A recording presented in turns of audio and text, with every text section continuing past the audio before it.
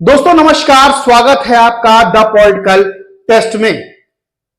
दोस्तों ईवीएम को लेकर पूरे देश में हल्ला मचा हुआ है।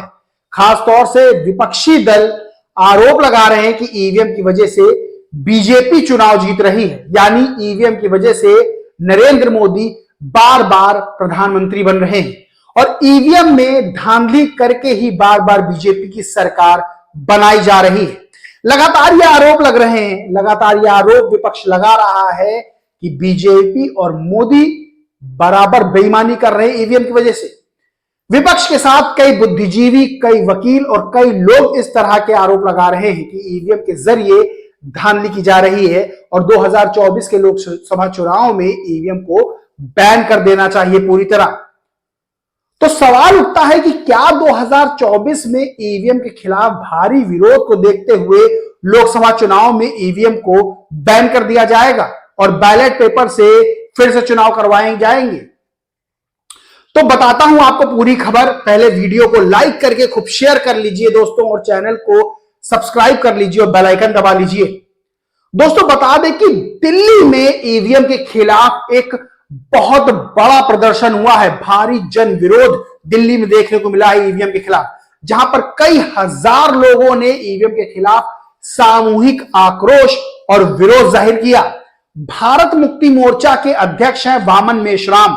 उन्होंने ईवीएम के खिलाफ केंद्रीय चुनाव आयोग कार्यालय पर जाकर विरोध प्रदर्शन कर दिया। सोचिए, चुनाव आयोग के बाहर प्रदर्शन कर दिया और लगातार ये मांग उठाई कि ईवीएम से बेईमानी की जा रही है। वामन मेश्राम ने ईवीएम को लेकर कहा कि ईवीएम मशीन चोर है, चुनाव आयोग चोरों का सरदार है। बता दें कि बाम सेफ, जो कि अखिल भारतीय पिछड़ा और अल्पसंख्यक समुदाय कर्मचारी महासंघ है, उसके राष्ट्रीय अध्यक्ष हैं वामन मेश्राम और उनके पास भारी जन समर्थन रहता है और वो अब ईवीएम के विरोध में उतर आए हैं। वहीं उन्होंने जो विपक्षी संगठन है इंडिया, उससे भी कहा कि ईवीएम के खिलाफ वो भी आंदोलन का हिस्सा बने। वामन मेश्राम के अलावा कई बड़े बड़े वकील हैं सुप्रीम कोर्ट के, जिसमें से महमूद प्राचा समेत और भी बड़े बड़े वकील हैं, बुद्धिजीवी हैं जो लगातार विरोध कर रहे हैं। वहीं अगर राजनीतिक दलों की बात की जाए तो समाजवादी पार्टी से लेकर बहुजन समाज पार्टी और कांग्रेस लगातार ईवीएम का विरोध कर रही है, लेकिन दिग्विजय सिंह जो कांग्रेस नेता है वो उन्होंने तो मोर्चा ही खोल रखा है ईवीएम के खिलाफ। और दिग्विजय सिंह एक्सपर्ट्स को बुला रहे हैं, बुला के बार बार ये दावा कर रहे हैं कि ईवीएम को टेम्पर किया जा सकता है, यानी ईवीएम से बेईमानी की जा सकती है।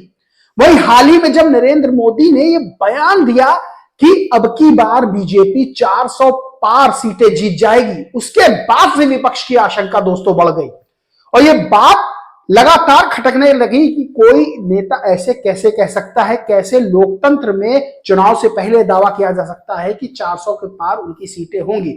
उसके बाद से ये बात लगातार उठने लगी, विपक्षी आरोप लगाने लगा कि बीजेपी को यह बात पता है कि वो ईवीएम से बेईमानी करके चुनाव जीत रही है। तभी नरेंद्र मोदी ये बात कह रहे हैं कि 400 पार सीटें इस बार बीजेपी को मिलेगी। बता दें लगातार ये मांग उठ रही है कि 2024 के लोकसभा चुनाव में ईवीएम को बैन कर दिया जाए और बैलेट पेपर से चुनाव करवाए जाएं, तब बीजेपी की असलियत का पता चल जाएगा। बीजेपी की जो जीत का दावा है उसका पता चल जाएगा कि बीजेपी कितनी सीटें दोस्तों जीत पाती है। खैर, चुनाव आयोग की बात करें तो वो इस बात का लगातार खंडन कर रहा है कि ईवीएम से किसी तरह की बेईमानी हो सकती है और लगातार ये बात कह रहा है कि ईवीएम को लेकर कोई विरोध ना किया जाए। इसके लिए जिले में तरह तरह की ईवीएम कार्यशाला भी चलाई जा रही है। बताया जा रहा है कि ईवीएम को लेकर कोई बेईमानी नहीं की जा सकती है, ईवीएम बिल्कुल साफ सुथरी है। चलिए बताते हैं कि कौन कौन से जो देश हैं वो ईवीएम का प्रयोग करते हैं चुनावों में। बता दें भारत तो ईवीएम का प्रयोग करता ही है, यहां विरोध भी हो रहा है, लेकिन भारत के अलावा भूटान, नेपाल, जॉर्डन, मालदीव, नामीबिया, मिस्र में ईवीएम का प्रयोग किया जाता है दोस्तों। वहीं अगर बड़े देशों की बात की जाए, जो विकसित देश हैं जिसको आप सब जानते हैं, जैसे इंग्लैंड हो गया, फ्रांस है, जर्मनी है, नीदरलैंड है, संयुक्त राज्य अमेरिका, यानी अमेरिका जैसा देश भी ईवीएम पर प्रतिबंध लगा चुका है, यानी वो अपने यहाँ ईवीएम से वो जो है चुनाव नहीं करवाता है, बैलेट पेपर से चुनाव होते हैं। मतलब अगर विश्व के पूरे देशों की बात की जाए, यानी 195 देशों की बात की जाए, तो सिर्फ 20 देश ऐसे हैं दोस्तों, भारत समेत, जो ईवीएम का चुनाव में प्रयोग करते हैं। वहीं ये सब आंकड़े देखने के बाद ये पता चलता है कि जो विकसित देश हैं, विश्व के बड़े देश हैं, पढ़े लिखे देश हैं, अगर वो ईवीएम से चुनाव नहीं करवा रहे हैं, बैलेट पेपर से चुनाव करवा रहे, तो कहीं ना कहीं वो शंका को चीज पैदा करती है कि ईवीएम पर उनका भरोसा नहीं, क्योंकि वहां की सुप्रीम कोर्ट और वहां की जो राजनीतिक दल है, उन्होंने भी ईवीएम पर अपनी असहमति जता दी थी, उसके बाद ही बैलेट पेपर से वहां चुनाव हो रहे हैं।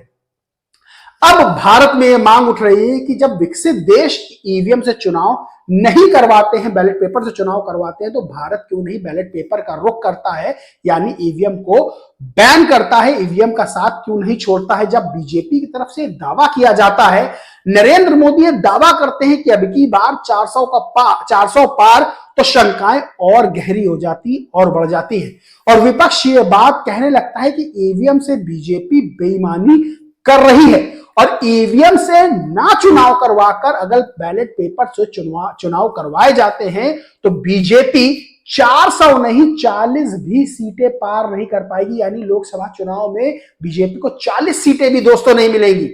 बता दें, चुनाव से पहले लगातार जो ईवीएम के खिलाफ विरोध प्रदर्शन जारी है, और लगातार जो ये मांग की जा रही है, ये मांग जो तेज होती जा रही है, प्रदर्शन तेज होते जा रहे हैं कि ईवीएम से चुनाव ना करवा के बैलेट पेपर चुनाव करवाए जाएं।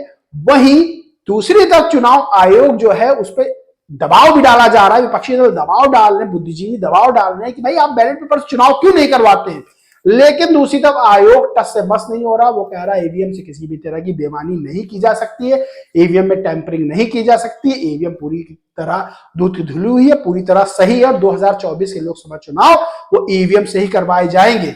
लेकिन विरोध प्रदर्शन तगड़ा हो रहा है, चुनाव आयोग के बाहर भी विरोध प्रदर्शन हो रहा है, विपक्ष पर विरोध प्रदर्शन कर रहा है, जो बुद्धिजीवी हैं, सुप्रीम कोर्ट के बड़े बड़े वकील हैं, वो भी विरोध प्रदर्शन कर रहे हैं।